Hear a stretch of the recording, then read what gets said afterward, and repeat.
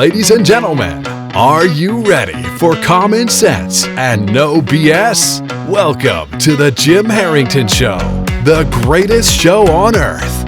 A literal symphony of intelligent discussion and insights that will brighten your day and make you smarter. 100% guaranteed. And now, here's your host, Jim Harrington.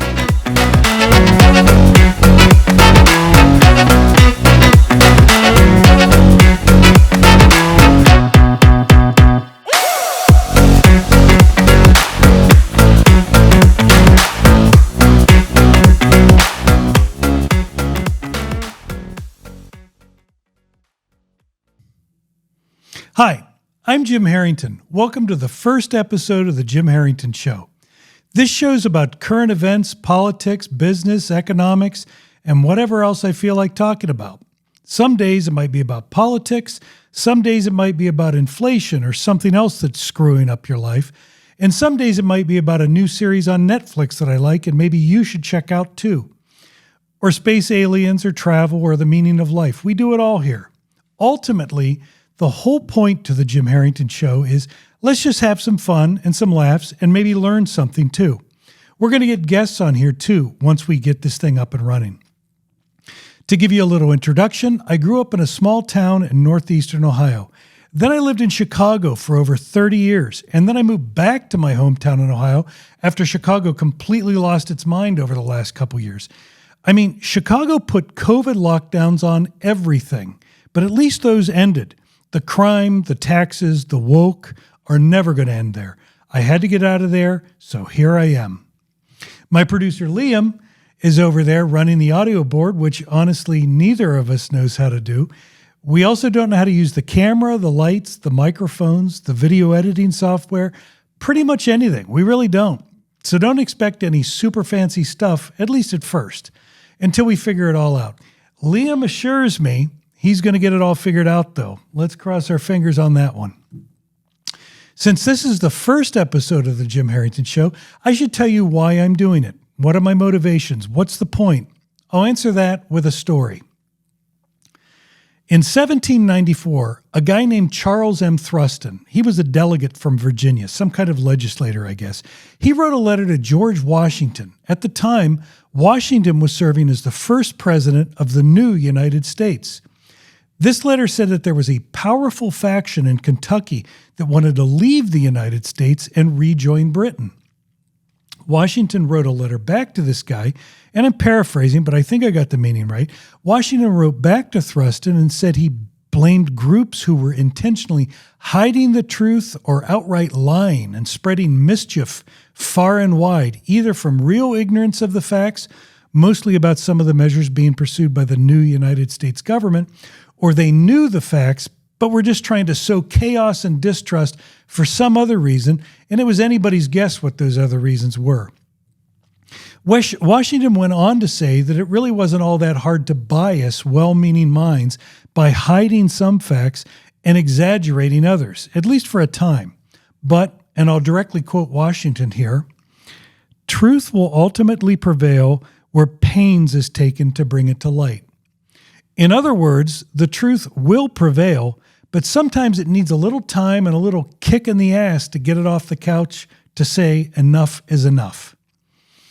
Now, it's not so clear what Washington meant when he said truth will ultimately prevail where pains is taken to bring it to light, but I'm guessing the pains might have something to do with how he closed out his letter.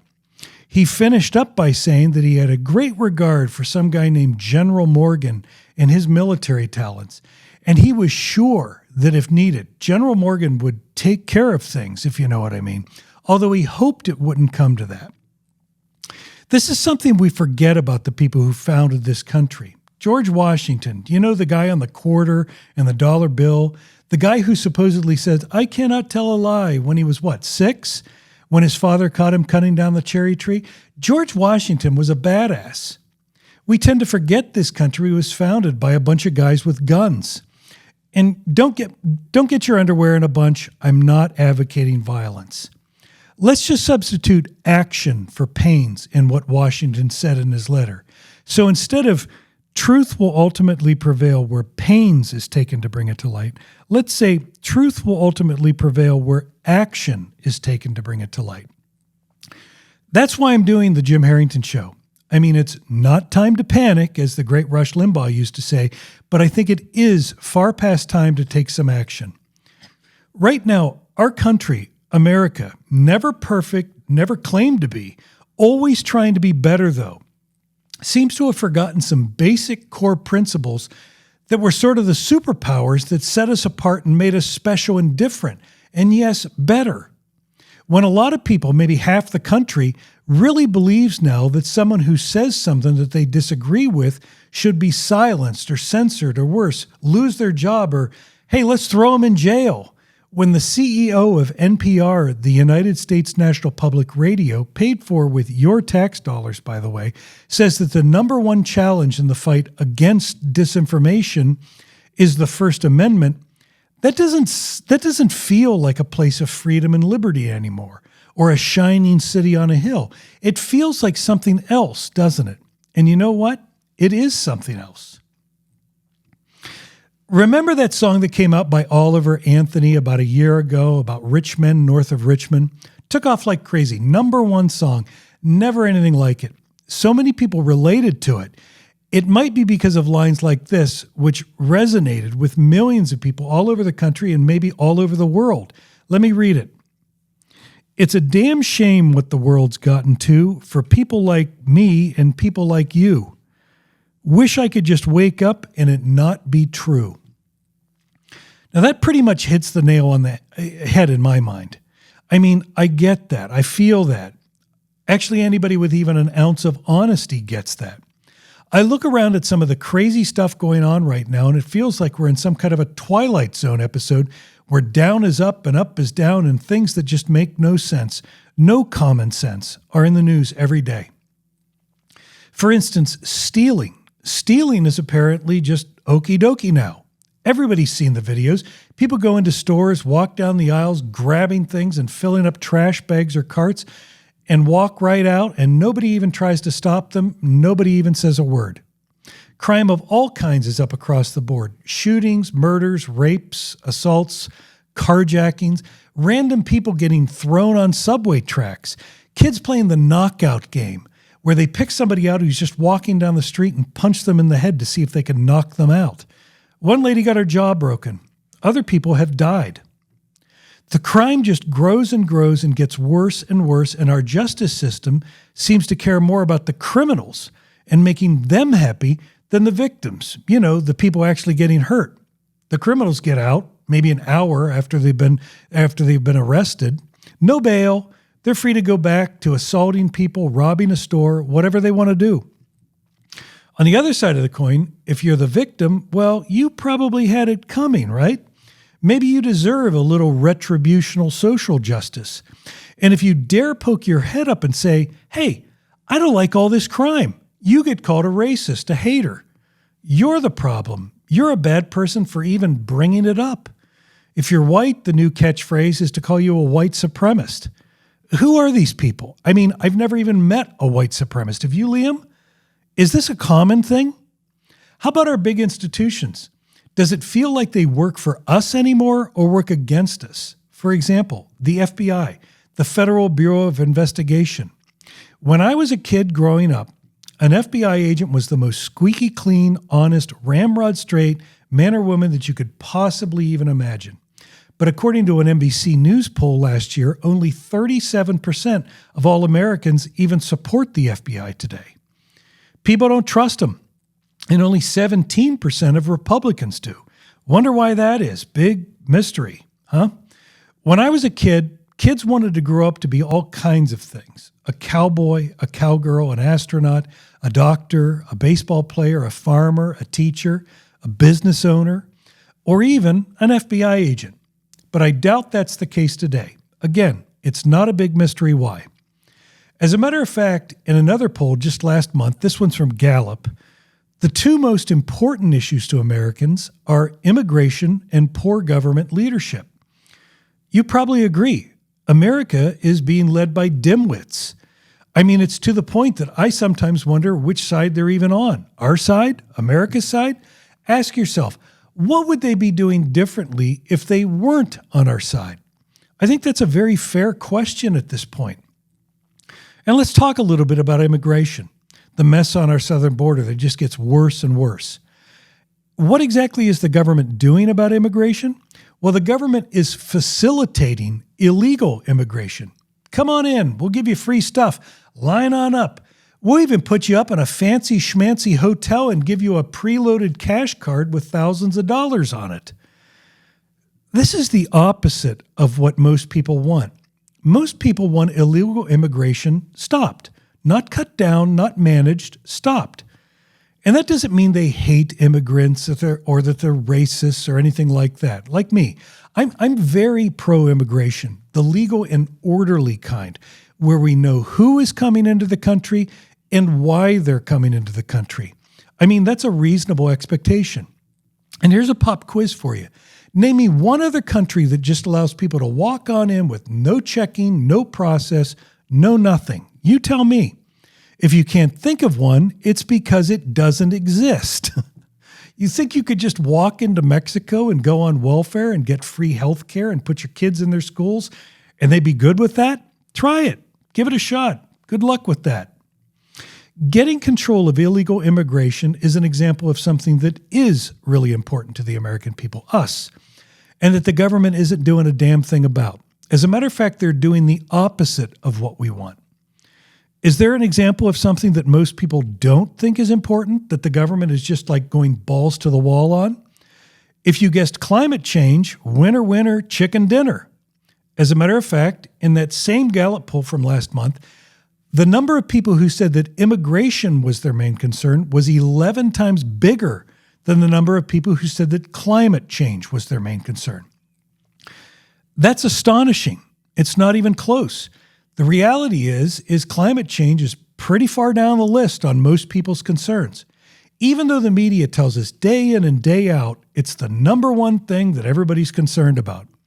How do you reconcile what the media tells you about climate change with the fact that climate change came in 12th down the list, 12th as a concern of the American people in that Gallup poll?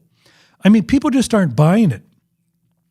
Now, you'd think that'd be big news considering that one of the government's top priorities, if not the top priority, the thing they are going balls to the wall on and spending trillions of dollars on, is climate change. The government is actively working to shut down our oil and gas industry years, probably decades, before we have anything even close to being able to replace it. Let me ask you, would you like to live in total poverty? I mean, it's a serious question. Because if you do, you're going to love it when you don't have a fraction of the energy you need to survive because the wind isn't blowing that day and the windmill's down for the day. What do you think runs this whole place? What do you think powers everything in your life? What do you think has enabled literally billions of people in the world to have a standard of living that people just a couple hundred years ago couldn't have even imagined? Energy. Cheap, abundant, affordable energy. You're probably not going to end up sitting in the dark and poverty-stricken because we ran out of energy. It'll be because we killed it, consciously, actively killed it. More precisely, because our government made a choice to kill it, and by it, I mean our production of cheap, affordable energy. And they're doing it without having anything up and running and online and ready to go before they decided to transition us out of fossil fuels. Just real quick, do you know how we could solve the entire energy and climate change issues all in one fell swoop? Nuclear power and liquefied natural gas. Boom, done. That's a whole other show, though, and I'm going to do that show. So keep watching. I'm going to do a show a week on really great topics. So make sure you subscribe and keep watching. So instead of the government being like a mirror of the people's concerns and doing what people want, the government today seems to have developed a we know best, you just shut your mouth attitude toward the American people. You know, the people they're supposed to be representing and advocating for and helping and, yes, leading. The fact that energy prices are skyrocketing because of their policies is irrelevant to them. Suck it up, Buttercup. Too bad. The fact that hundreds of thousands of people who we know nothing about are flooding into the country every month is just too bad also. Suck it up, sit down, shut up. Is that really how our government is supposed to work?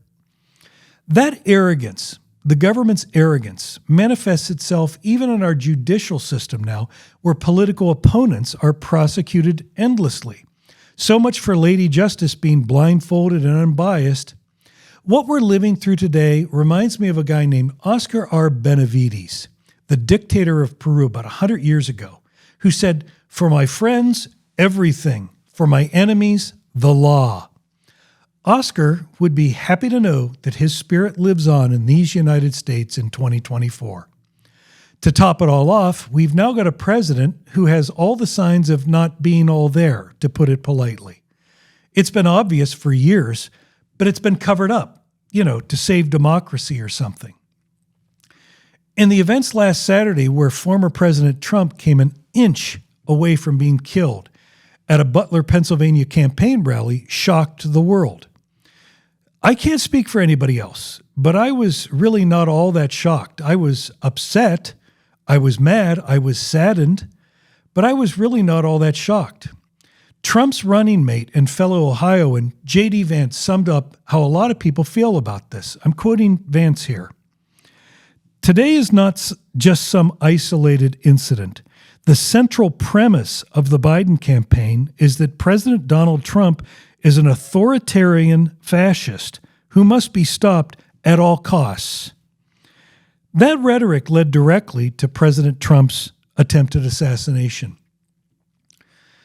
I could go on listing a lot of things that seem upside down these days. You probably could too. It's endless. And it all feels different because it is different. But I assure you, your eyes and ears and common sense are not lying to you. People are getting censored and silenced and canceled for not thinking correctly or saying the wrong thing or liking the wrong meme on Facebook. Crime is way out of control, and the people that complain about it, they're being painted as the bad guys. We really do have no border, or at least we don't have a border that's worth protecting, I guess. Unlike Ukraine's border, we'll protect the crap out of that. Our elections are increasingly just a ballot collection exercise instead of a discussion of the issues and then a counting up of the votes. And yes, there's a big difference between ballots and votes. I'm going to do a whole show on that too. So like I said, make sure you subscribe and keep watching. It's coming.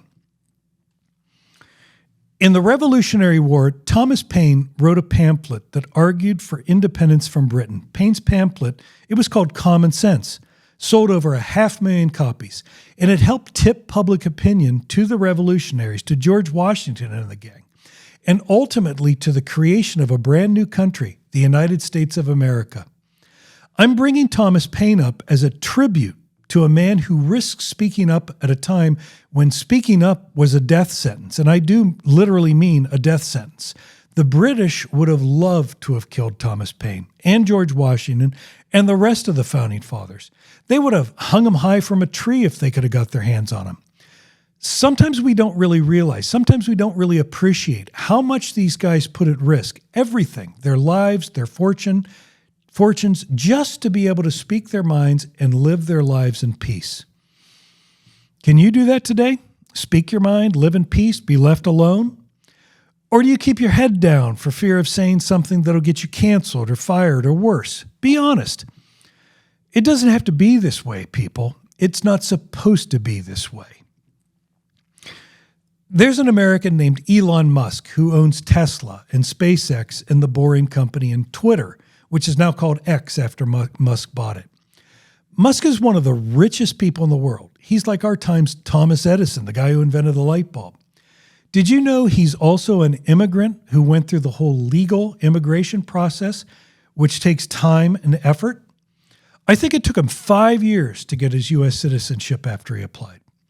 Elon Musk legal immigrant, is also a bigger defender of free speech than most native-born Americans these days.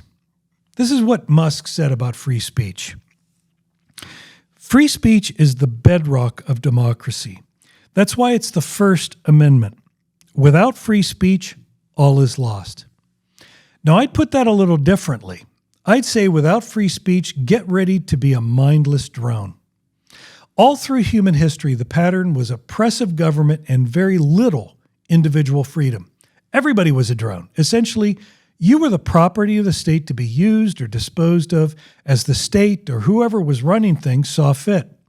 Sounds pretty bad, doesn't it? That went on for thousands, probably tens of thousands of years. The United States smashed that pattern just a couple hundred years ago. The new United States turned everything totally upside down with the idea that you were allowed, even encouraged, to criticize the government and hold it accountable, and even get rid of it if need be. These were truly radical ideas. This was really a new way of thinking. This kind of thinking flew in the face of everything that humanity had experienced up until that time. And it's still a radical idea today, if you think about it. In most of the world today, people are still treated like cattle. This is usually done by threatening to hurt them in some way if they dare to step out of the line or dare to criticize the people in charge. Think North Korea, think Venezuela, Russia, think China, think Iran. You think a North Korean could publicly challenge Kim Jong-un's policies? Not if he wanted to live. You think Iranians could protest the Ayatollahs without getting their skull cracked? No freaking way. But today, even the supposedly enlightened, developed countries like the United States are backtracking to the old patterns of human history where people are just cattle to be controlled and managed and, used. This is called regression of the mean. You know what that means? Regression of the mean means that if something is moving along like this for a long, long time and all of a sudden it goes up here, it'll probably just go right back down to where it was. In other words, it reverts. It just drifts back to where it's always been. Think about just about every country during COVID, including the United States, where we shut down everything and silenced dissent and punished and canceled people, mocked them who questioned what was going on. That's the kind of stuff that people used to come to America to get away from. And how did all that work out for us, that silencing and canceling of dissent? Well, I'd argue not too good. It's recently come out that a lot of what was done to us during COVID, shutting down everything, the 6-foot rule, the masking, closing down all the schools, was just made up on the fly without much science or even common sense behind it. If all those dissenters, the people who tried to speak out against all the nonsense, and some of them were pretty smart people, had been allowed to speak up instead of being bullied and censored, maybe that 2 years of hell wouldn't have happened to us. Or at least our over-the-top reaction to it might have been dialed back just a little bit. And that gets us back to freedom of speech. The truth is, we're on the road to losing our freedom of speech. And when freedom of speech walks out the door, all the other freedoms walk out right behind it. And this is a new thing. This has never happened before in this country.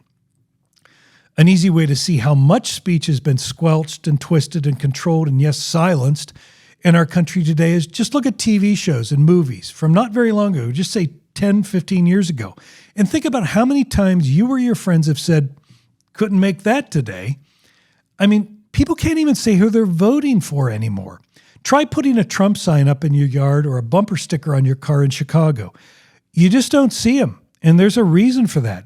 Fear. Without freedom of speech, all is lost. That's why it's in the First Amendment of the United States Constitution, right at the top of the page, the very first thing that the country was founded on, the first right of every American, your first right. And by the way, your rights, including your right to say what you want, freedom of speech, don't come from the government.